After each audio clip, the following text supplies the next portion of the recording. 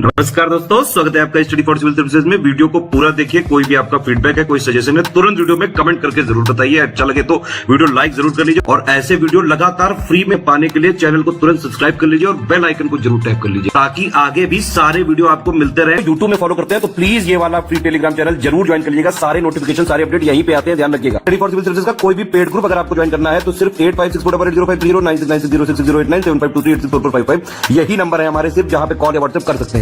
Instagram पे हमारा page जरूर फॉलो कर लीजिएगा, स्टडी फॉर सिविल .सर्विसेज है। ट्विटर पे हमको जरूर फॉलो कर लीजिएगा, @study for civils है। सारे क्वेश्चन अटेम्प्ट करिए और स्कोर अपना तुरंत कमेंट करके बताइए।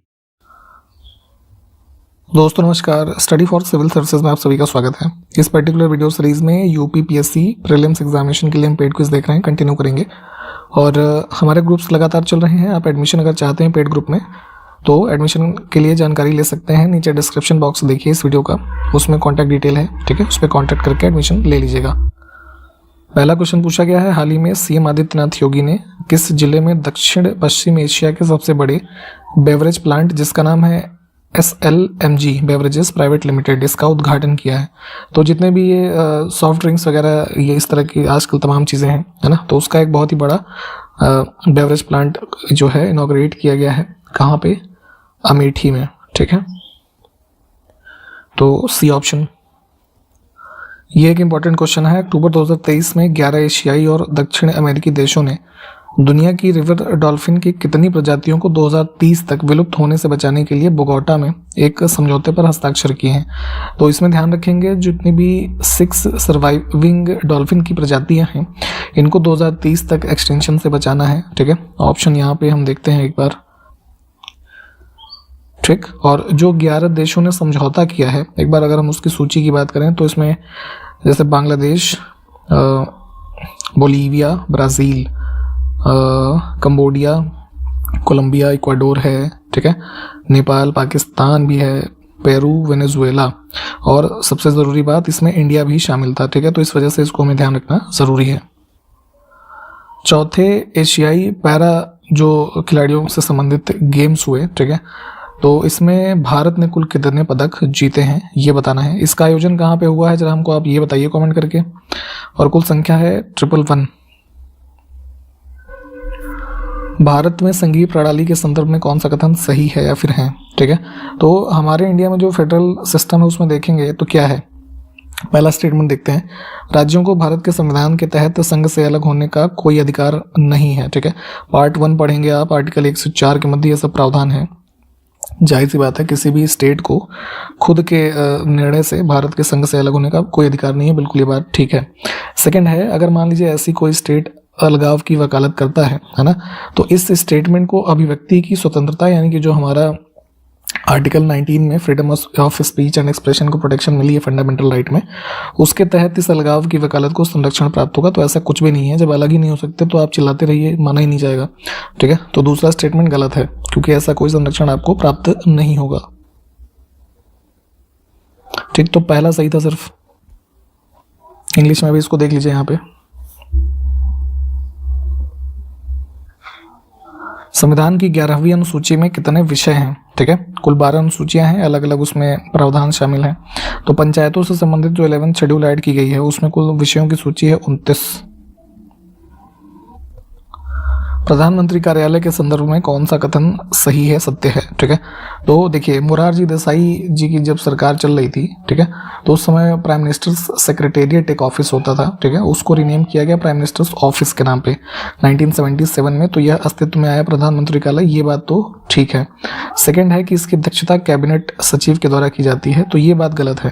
कैबिनेट सचिव होते हैं हमारे देश के सिविल सर्विसेज के हेड होते हैं, और है ना, जो कैबिनेट सेक्रेटरीट है उसके सचिव होते हैं। लेकिन पीएमओ की जो अध्यक्षता होती है वो प्रिंसिपल सेक्रेटरी टू पीएम जो होते हैं वो करते हैं।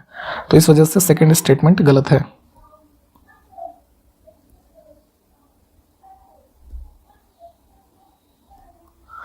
संविधान की 6वीं अनुसूची के प्रावधान निम्नलिखित में से किस राज्य में लागू है। ये शायद हमने पहले भी बात किया हुआ है कि 4 राज्यों के एडमिनिस्ट्रेशन से संबंधित है 6ठी अनुसूची, असम, मेघालय, मिजोरम और त्रिपुरा।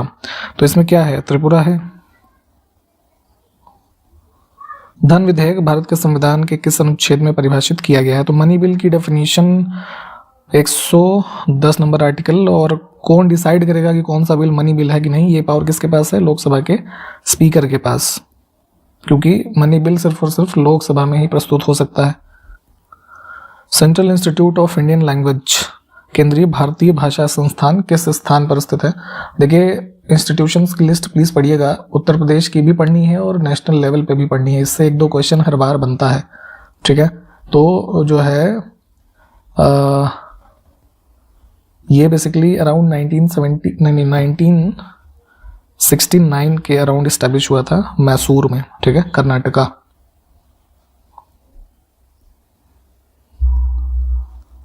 चंद्रयान 2 मिशन जो भारत ने लॉन्च किया था, फेल हो गया था एक तरीके से, तो इसको प्रक्षेपित करने के लिए इसरो ने जो है कौन सा अपना व्हीकल यूज़ किया था, ठीक है, लॉन्च व्हीकल?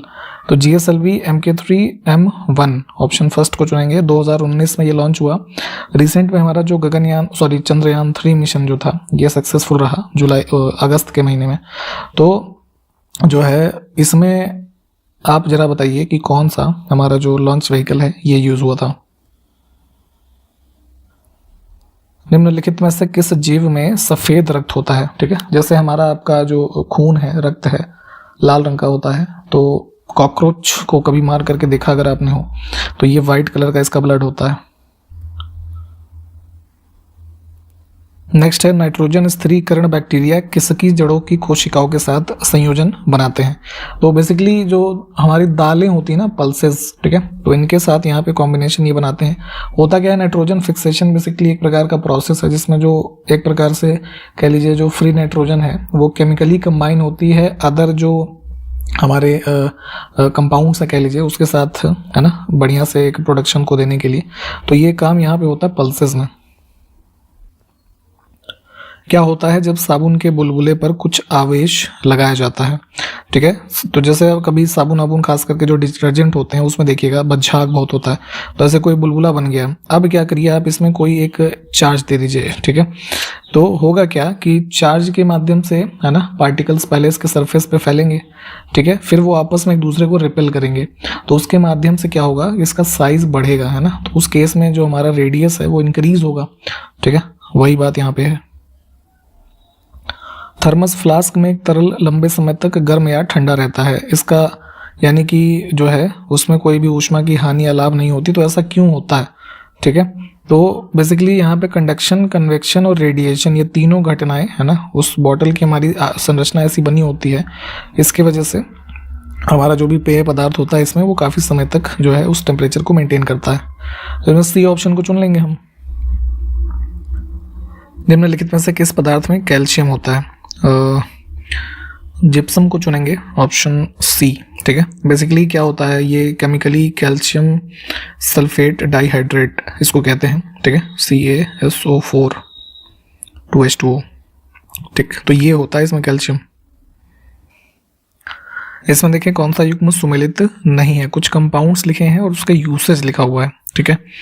पहला ही गलत है, सिल्वर ब्रोमाइड आर्टिफिशियल फोटोसिंथेसिस नहीं, बल्कि पहले जब वो वाले रील्स वाले कैमरे होते थे तो रील वगैरह को क्लियर करने में, है ना, एक प्रकार के इमल्शन के रूप में इसको यूज़ करते थे, ठीक, मतलब एक वो मेन यूज़ होता था, अन्य जो यूजेस हैं वो अलग हैं, बट यहाँ पे अन्य ऑप्शंस ठीक हैं, ये वाला गलत था। तुलसी के पौधे में निम्नलिखित में से किसकी उपस्थिति के कारण औषधीय गुण होते हैं? ठीक है, हिंदू फैमिलीज में तुलसी की प्लांट की पूजा होती है काफ़ी जो है व्यापक तौर पे, और उसके कुछ पत्तियां जो होती हैं मेडिसिनल वैल्यूज होती हैं, खास करके लोग जैसे कुछ काढ़ा या चाय वगैरह में भी इस्तेमाल करते हैं, ठीक है। तो बेसिकली इसमें फिनॉल और ये फ्लेवोनॉइड्स, ऑप्शन सी वाले को चुनेंगे, इन्हीं की उपस्थिति होती है जो इसको एक तरीके से कह लीजिए एक मेडिसिनल वैल्यू देती है। मानव गतिविधियों के द्वारा संशोधित पर्यावरण को क्या कहा जाता है? ठीक है, तो ह्यूमन एक्टिविटीज से जो हमारा एनवायरनमेंट मॉडिफाई होता है वो ऑप्शन बी वाला एंथ्रोपोजेनिक एनवायरनमेंट, इसको चुनेंगे, मानव जनित पर्यावरण। निम्नलिखित में से कौन वायु प्रदूषण के जीव सूचक का प्रसिद्ध उदाहरण है? ठीक है, बायो इंडिकेटर्स का एग्जाम्पल होता है काफी पॉपुलर लाइकेन, है ना, ऑप्शन फर्स्ट को चुनेंगे। निम्नलिखित में से कौन सा शाकनाशी का एक उदाहरण है, ठीक है।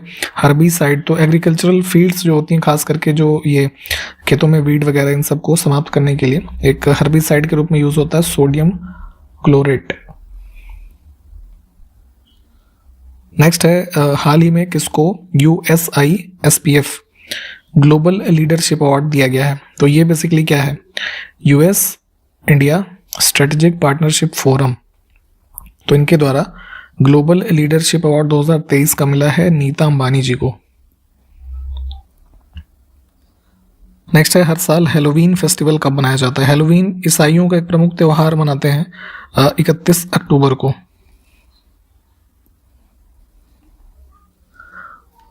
नेक्स्ट है हाल ही में किस राज्य के वन विभाग ने आपराधिक गतिविधियों पर नजर रखने के लिए हॉक सिस्टम जो है इसको लॉन्च किया है, ठीक है। तो एक प्रकार का स्पेशलाइज्ड सॉफ्टवेयर है, ठीक है। थोड़ा इसको चाहे तो देख लीजिएगा। इसको लॉन्च किया गया है कर्नाटका के फॉरेस्ट डिपार्टमेंट के द्वारा।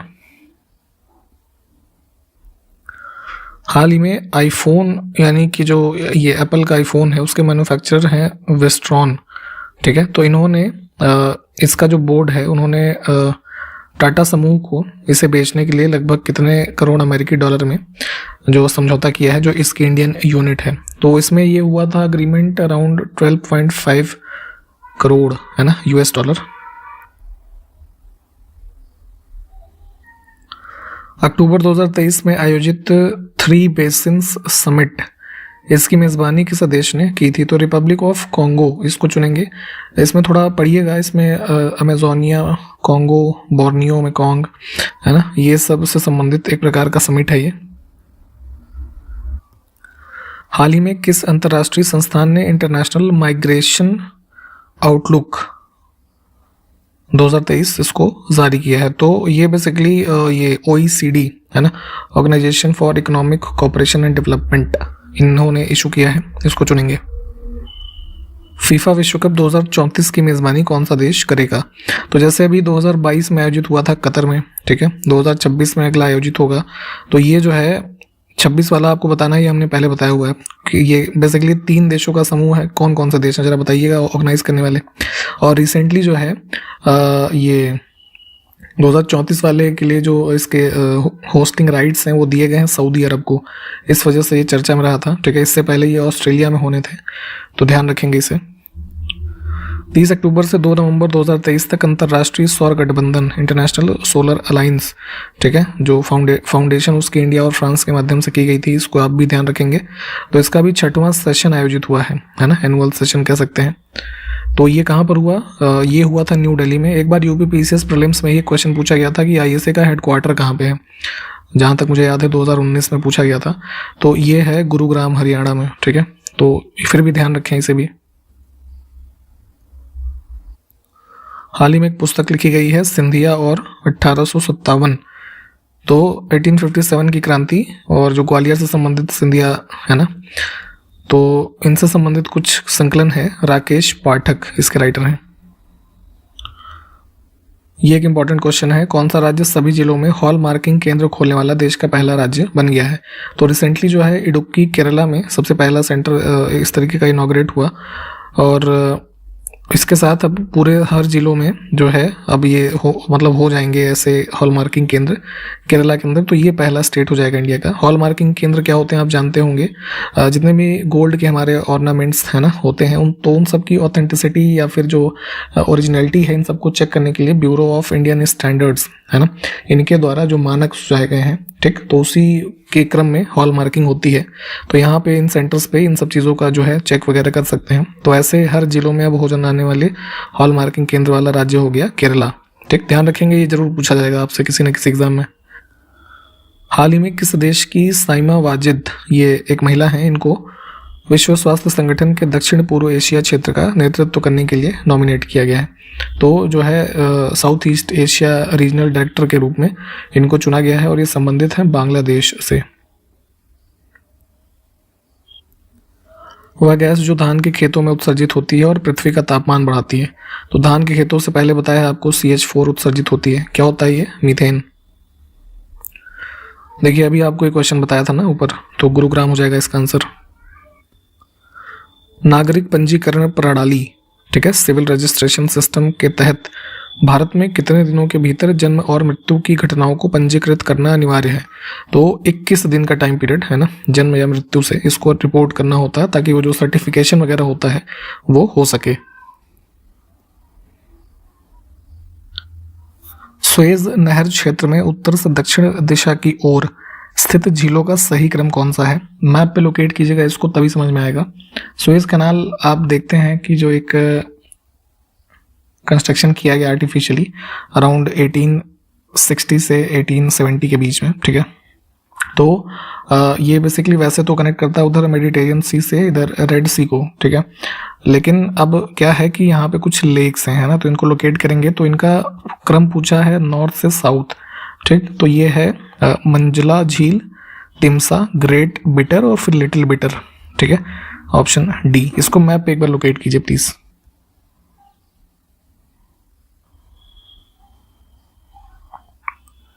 टेलीग्राफिक प्लेट्यू, इसके बारे में पूछा गया है किसका हिस्सा है, ठीक है। तो ये बेसिकली एक रीजन है नॉर्दर्न अटलांटिक में, है ना, तो नॉर्दर्न अटलांटिक रिज इसको चुनेंगे हम। इसमें से कौन सी चोटी जो है भारत में स्थित नहीं है? तो हिमालयन रीजन में देखेंगे तो गुरला मांधाता बेसिकली तिब्बतन रीजन में पड़ेगा, है ना, तो हम इसको चाइना का भाग कह सकते हैं एक तरीके से, है ना। भारत के उत्तर पश्चिमी मैदान में पश्चिमी विक्षोभ के कारण होने वाली जो शीतकालीन वर्षा होती है तो कहाँ से धीरे धीरे कम हो जाती है? तो बेसिकली होता क्या है कि भूमध्य सागर के रीजन में, है ना, एक वेस्टर्न डिस्टर्बेंस जो है ये ओरिजिनेट होता है एज एक्स्ट्रा ट्रॉपिकल साइक्लोन, और फिर जो है ये रूट फॉलो करते करते नॉर्दर्न इंडिया से, है ना, जो मुख्य सर्दियों के मौसम में आप देखेंगे तो इधर जो है बारिश होती है, तो जो है नॉर्थ वेस्टर्न प्लेन से होते हुए, है ना, देखेंगे तो अब क्या है, ये वेस्टर्न रीजन हो गया, तो उधर से चल के ईस्टर्न रीजन तक आते आते इसकी जो इंटेंसिटी है वो एकदम जो है कम हो जाती है। तो वही बात ये पूछी गई थी। निम्नलिखित में से किस नदी के ऊपरी मार्ग में मीठा जल परंतु निचले भाग में खारे जल का प्रवाह मिलता है? राजस्थान में बहती है लूनी रिवर, ठीक है। तो अपर स्ट्रीम जो है वो यहाँ पे एक तरीके से कह सकते हैं कि फ्रेश वाटर है, नीचे सॉल्टी है। नेक्स्ट है मोरीबंद डेल्टा निम्नलिखित में से किस डेल्टा का उपखंड है? डेल्टा क्या होता है? आप देखते हैं किसी भी नदी के मुहाने पे, है ना, जो डिपॉजिट्स होते हैं क्ले, सिल्ट, सैंड, ये सब का, है ना, उसी को हम डेल्टा रूप में जानते हैं। तो हमारे बे ऑफ बंगाल में जो गंगा नदी से संबंधित डेल्टा फॉर्मेशन है ये उसी से संबंधित है। ऑप्शन सी को चुनेंगे हम। निम्नलिखित राजाओं में से अकबर से पहले किसने तानसेन को आश्रय दिया था? तानसेन एक फेमस वोकलिस्ट थे और कई सारे रागों का निर्माण करने के लिए इनको जाना जाता है। तो लेटर ऑन ये मुगल बादशाह अकबर के कोर्ट से संबंधित हुए, लेकिन उनसे पहले रामचंद्र सिंह, है ना, भाटा रीजन के एक किंग थे, इनसे संबंधित या कह लीजिए इन्होंने इनको आश्रय दिया हुआ था। ए विकल्प को चुनेंगे। ये रीजन जो है किस क्षेत्र से संबंधित है बताइए, जरा कमेंट करिए। मुस्लिम लीग और भारतीय राष्ट्रीय कांग्रेस के बीच राजनीतिक गतिरोध को दूर करने के लिए CR फॉर्मूला किसने तैयार किया था? तो चक्रवर्ती राजगोपालाचारी जी के द्वारा। राजा जी फॉर्मूला भी इसको कई बार लिखा हुआ मिलेगा, ध्यान रखेंगे। The rise and growth of economic nationalism in India, इस पुस्तक के लेखक का नाम बताना है। तो ये बिपिन चंद्र की पुस्तक है। हाल ही में किस 10 वर्षीय भारतीय बच्चे ने प्रतिष्ठित wild life photographer of the year का पुरस्कार जीता है? तो भारत की तरफ से बेंगलुरु के हैं ये विहान तालिया विकास, ये इनका पूरा नाम है, इन्होंने जीता है ये अवार्ड। 3 नवंबर 2023 को केंद्रीय मंत्री सर्बानंद सोनोवाल ने भारत में पहले अंतर्राष्ट्रीय क्रूज लाइनर जिसका नाम है कोस्टा सिरीना, इसकी घरेलू नौकायान जो है इसका शुभारंभ किया है। कहाँ से ये बताना है। तो बेसिकली ऑब्जेक्टिव ये है कि इंडिया को एक जो ये हमारे वाटर क्रूज होते हैं, तो क्रूज पैसेंजर जो है ट्रैवल का गोल रखा है भारत सरकार ने लगभग 5 मिलियन, है ना, पैसेंजर्स का बाय द ईयर 2047। इस न्यूज़ को चाहे तो थोड़ा डिटेल में पढ़िएगा। तो उसी क्रम में यहाँ पे कोस्टा सिरीना को इनॉग्रेट किया था इन्होंने मुंबई में। भारत समेत कितने देशों ने ब्रिटेन में विश्व के पहले आर्टिफिशियल इंटेलिजेंस सुरक्षा समझौते जिसका नाम है ब्लैचे घोषणा पत्र। थोड़ा इस नाम को ध्यान रखेंगे, इंपॉर्टेंट रहेगा ये आने वाले दिनों में, ठीक है। तो इस पर हस्ताक्षर किए। तो ये बेसिकली जो है ब्लैचे घोषणा पत्र पे कुल जो साइनिंग अथॉरिटीज़ हैं, कह लीजिए टोटल है 28, इंडिया भी इसमें शामिल है। हाल ही में यूनेस्को ने किस भारतीय शहर को संगीत का शहर नाम दिया? सिटी ऑफ म्यूजिक, इंपॉर्टेंट है ये भी। ग्वालियर मध्य प्रदेश में इसको डिक्लेयर किया गया है, ठीक है। ग्वालियर घराने से संबंधित आप काफ़ी फेमस लोगों को जानते होंगे, कई सारे म्यूजिशियन से संबंधित रहा है ये शहर, तो उसी क्रम में इसको डिक्लेयर किया गया है यूनेस्को के द्वारा। लेखक एवं विद्वान S.K. वसंतन, इनको 2023 के लिए एजुथाचन पुरस्कार इसके लिए चुना गया है। तो ये पुरस्कार जो है किस राज्य का सर्वोच्च साहित्यिक पुरस्कार है, ठीक है। तो जैसे ये ज्ञानपीठ पुरस्कार वगैरह मिलता है या भारत सरकार के लेवल पे कई सारे अवार्ड्स मिलते हैं, ठीक है।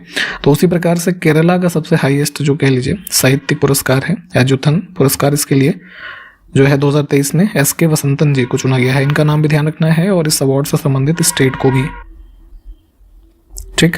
तो यहाँ पे हमने कंप्लीट किया है आज के वीडियो को। प्लीज़ सारे क्वेश्चंस को आप देखते चलें और हमारे ग्रुप्स लगातार चल रहे हैं। आप एडमिशन चाहते हैं तो डिस्क्रिप्शन बॉक्स जो है इस वीडियो का खोल करके देखिए, कॉन्टैक्ट डिटेल हमारी उसमें दी हुई हैं, 3 नंबर होंगे, उस पर आप कॉन्टैक्ट करके एडमिशन ले सकते हैं, ठीक है।